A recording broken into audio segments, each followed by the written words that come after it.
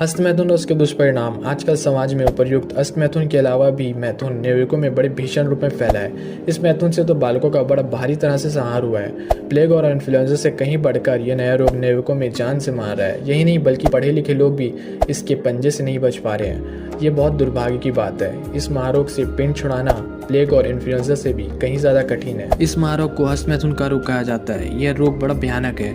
यह राक्षस मनुष्य को बड़ी क्रूरता से बिल्कुल निचोड़ डालता है। यह भी एक प्रकार की स्त्री की नवविद्या भक्ति ही है। फर्क इतना है कि परमात्मा की नवविद्या भक्ति से मनुष्य की मुक्ति होती है और स्त्री की कीवा विषय की इस नवविद्या भक्ति से मनुष्य को नरक की प्राप्ति होती है। हस्तमैथुन के कारण जितनी हानियां उठानी पड़ती है, यदि केवल उनके नाम ही लिखे जाएं तो एक छोटी सी पुस्तिका तैयार हो सकती है। हस्तमैथुन को अंग्रेजी में मास्टरबेशन कहते हैं। कोई मुष्ट मैथुन, हस्तक्रिया अथवा आत्मैथुन भी कहा जाता है।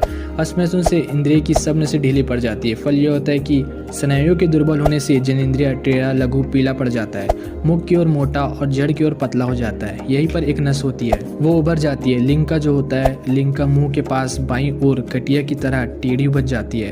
यह नितांत नपुंसकता का चिन्ह होता है। ऐसे एक बालक को मैंने स्वयं देखा था जिसका नस दुर्बल पड़ जाने से उसका बार बार स्वप्न दोष हो रहा था और वो बहुत चिंतित था। शरीर के भीतर मनोवाह नामक एक नाड़ी है। इस नाड़ी के साथ शरीर के संपूर्ण नाड़ियों का संबंध है। काम भाव जागृत होती है, सब नाड़ियां कांप उठती है और शरीर के पैर से सिर तक ये सब यंत्र हिल जाते हैं। फिर रक्त का तथा संपूर्ण शरीर का मंथन होकर वीर्य इनमें से भिन्न होकर नष्ट होने लगता है, जिससे धातु रोग, स्वप्न दोष और शरीर दुर्बल पड़ने लग जाता है। शरीर के खून में एक सफेद व्हाइट कॉर्पस्कल्स और दूसरे लाल रेड कॉर्पस्कल्स कीट होते हैं। सफेद कीटों में रोगों के कीटों से लड़ने की शक्ति होती है। वीर जितना ही पुष्ट व अधिक होता है उतने ही ये सब शुभ कीट बलवान होते हैं और विष पचा डालने की इनमें शक्ति होती है।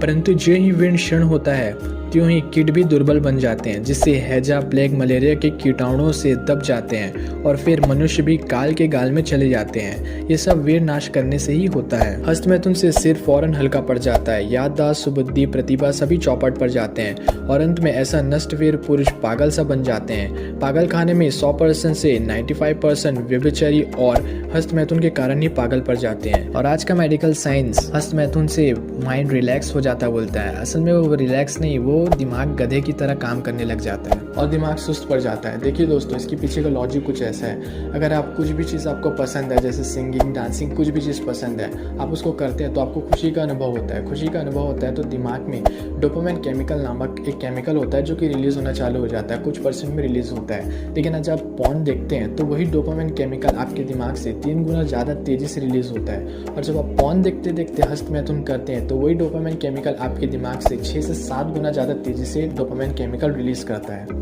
और यही केमिकल जब एक काम पे इतना ज़्यादा रिलीज होता है तो आपको कोई और काम करने का बिल्कुल मन नहीं करेगा, जिससे क्या होगा, आप धीरे धीरे पॉर्न एडिक्ट होते जाएंगे।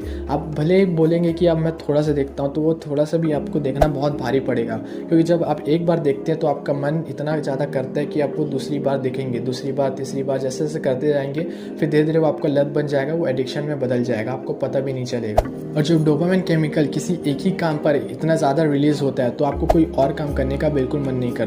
जब आप पॉर्न एक बार देखते हैं तो आपको दूसरी बार देखने का मन करेगा ही, फिर वो तीसरी बार, चौथी बार, ऐसे धीरे धीरे करते आपकी आदत लग ही जाएगी। और बहुत लोग मास्टरबेशन को नेचुरल प्रोसेस बोलते हैं। ये बिल्कुल भी नेचुरल प्रोसेस नहीं है। क्यों नहीं है नेचुरल प्रोसेस? अगर ये नेचुरल प्रोसेस होता तो नेचुरल मतलब होता है प्रकृति, ठीक है।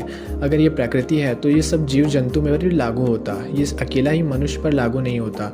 आपने कभी देखा है मास्टरबेट करता है कोई शेर, भालू, चीता, कोई मास्टरबेट करते हुए देखा है? नहीं देखा ना, क्योंकि ये नेचुरल प्रोसेस है ही नहीं।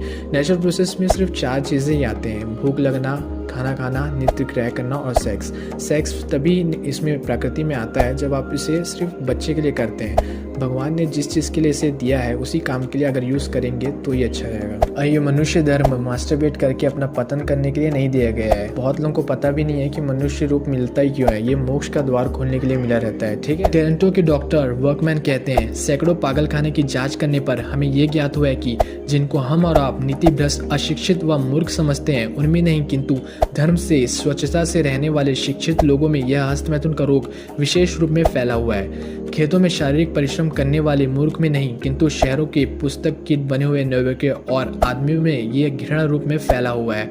माता पिता इस भीतरी कारण को नहीं जानते। वे समझते हैं कि परिश्रम की अधिकता से ये बालकों की ऐसी दुर्दशा हुई है। मस्तिष्क कमजोर हो जाती है, बाल झड़ने व पकने लग जाते हैं। राजा के घायल होते ही जैसे संपूर्ण सेना एक बार ही घबरा जाती है, उसी प्रकार वीर रूपी राजा को आघात पहुंचते ही शरीर की इंदिरा रूपी सेना एक बारगी अवस्था में कमजोर हो जाती है। आँख का नाक, जिह्वा, वाणी, पैर, त्वचा, आंतें और मूत्र इंद्रियां अपना काम करने में असमर्थ हो जाती हैं। फिर तो ऐसे पुरुष का बहुत जल्द नाश हो जाता है। मास्टरबेट करने वाले लोग आबोहवा का परिवर्तन थोड़ा भी सहन नहीं होता। हर समय सर्दी गर्मी मालूम पड़ने लगता है, जुकाम, सिर दर्द और छाती में पीड़ा होने लगती है। ऋतुओं के बदलते उसका स्वास्थ्य में भी फर्क आने लगता है और ऐसे लोगों को रोग बहुत जल्दी घेरता है। देश में जब कोई नई बीमारी आती है तो सबसे पहले ऐसे ही पुरुष बीमार पड़ता है और अक्सर वही काल का शिकार बनता है। बस हम इसे अधिक वर्णन नहीं करना चाहते हैं, केवल वीरभ्रष्टता के प्रमुख चिन्ह ही कहकर इस विषय को समाप्त करते हैं, जिससे लोग पतित बालक, बालिका व स्त्री पुरुष को फौरन पहचान सके। अगर ये वीडियो आपको थोड़ा सा भी पसंद आया होगा तो लाइक करके हमें मोटिवेशन कीजिए। चैनल पर नहीं हो तो चैनल को सब्सक्राइब करके बेल आइकन प्रेस कर दीजिए। अपना योगदान जरूर दिखाएं। वीडियो देखने के लिए आपका बहुत बहुत धन्यवाद। मिलते हैं नेक्स्ट वीडियो में, तब तक के लिए जय हिंद, जय भारत।